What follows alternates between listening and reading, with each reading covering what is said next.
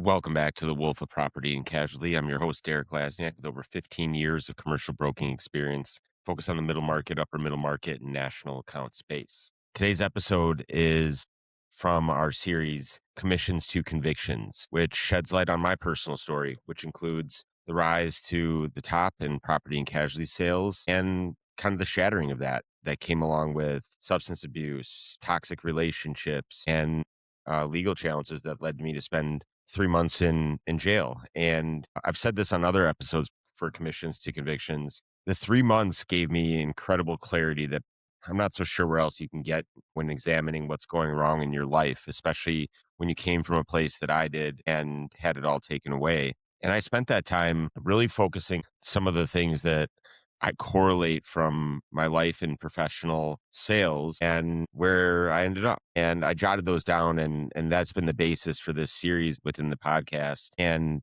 the episode I want to focus on today is this difference between what is power and what is authority. And in these episodes, I try to draw on the experiences that I had both in jail and then how they've translated as I've taken a step back now and thought about it to my professional life and draw conclusions that I think can be useful and helpful. And I've been back and forth on power and authority. And I think to some, it probably is going to seem like that's the same concept. And I want to maybe just kind of talk about how I delineate between that. And the easiest way that comes to my mind when I think about the difference between power and authority is power is something that you're given. It comes with a job.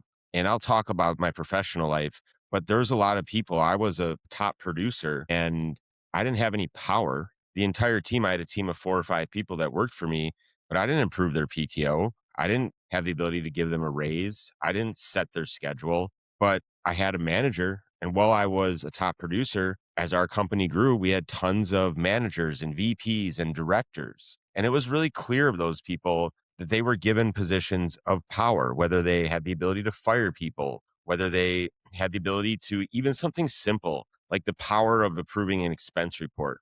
Can't tell you how many times I got frustrated because I was getting questioned in my expense report because I didn't have the power to make those decisions on my own. And that power is given. Power is something that is given to you. It is given to you as part of your job. It is given to you as part of your role. When I think about authority, I think about it way different. Authority, when I think about authority, I think about authority as something that is bestowed on you from the constituents, from the people that are in your group, in your tribe, in your role. And I think about it this way. Am I an authority on something?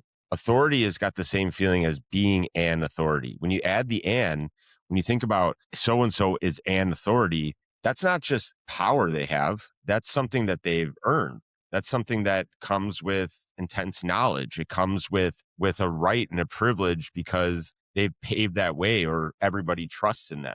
And when I think about my professional life, I worked with a lot of people that had power. And as the company I used to work with got bigger, and I think this is probably true of a lot of larger companies, people craved that power. People craved that and become, maybe addicted to it. They were in the right room. They were at the table with making decisions. They got to decide on what everybody got paid and they got to do those things. And that came with the power of this idea, specifically in property and casualty sales, where you're either in the sales or you're in the management team. And good agencies do their best to try to make those two things not butt heads. But the people in your management team or your leadership team, they all are given power. They are given power to run the organization, to make rules that are dictated to everybody.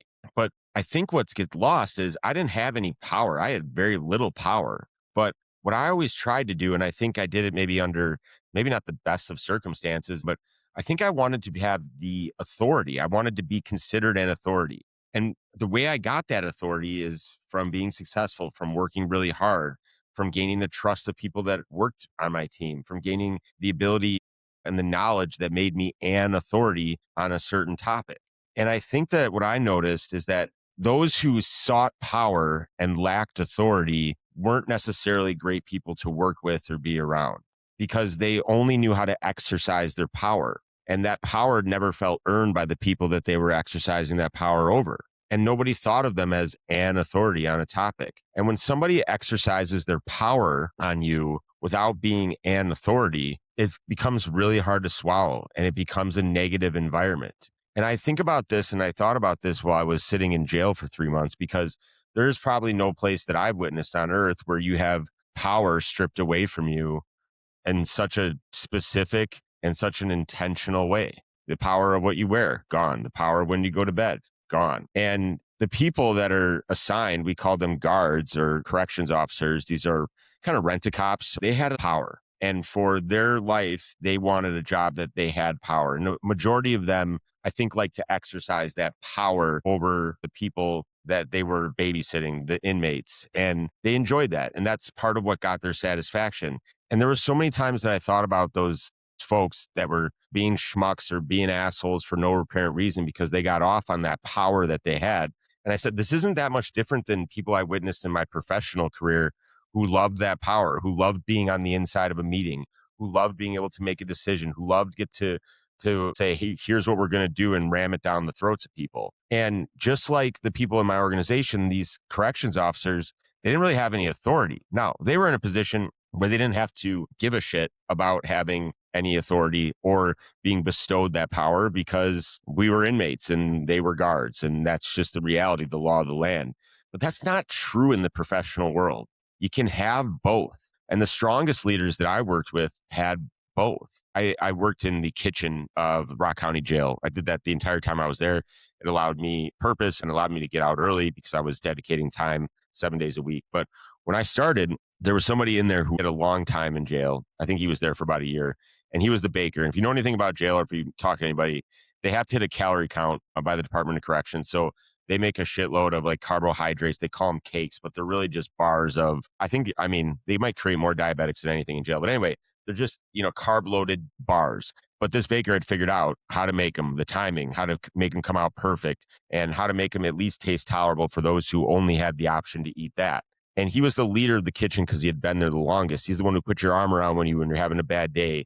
He's the one who helped you when you wanted to just couldn't believe that your life had become. And he was really good at being the baker, and really nobody else could do that. And because of that, he had power because nobody else could do his job.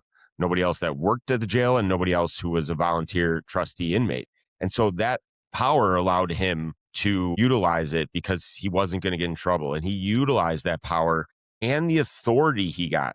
He was the leader of the kitchen. And he also was able to work with the staff that worked at the kitchen because he knew that he was invaluable. And because he had the authority on the topic of something that was absolutely necessary, he was the authority for the other inmates that worked in the kitchen, and he had the power.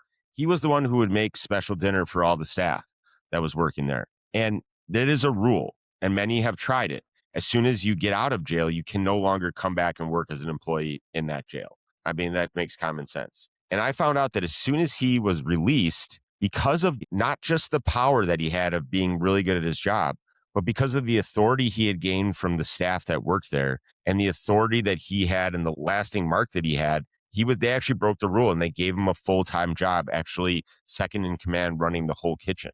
And I thought back that doesn't happen when somebody abuses power or somebody just has power but no authority. And I just been wrestling with this concept of the difference. And there's not one or the other. What you really want to have is both. And whether you're in a production role as a broker and you're not necessarily going to have power that's part of your role, you can always have authority, and that authority becomes your power. And if you're working in an agency and you're dealing with people that are abusing the power and are addicted to that power, do what you can to build your own authority by becoming an authority and being thoughtful about how authority is really, really far more achievable and far more powerful than power in and of itself. Because power in the wrong hands becomes dangerous. It becomes isolating, and it becomes something that nobody necessarily wants to be around.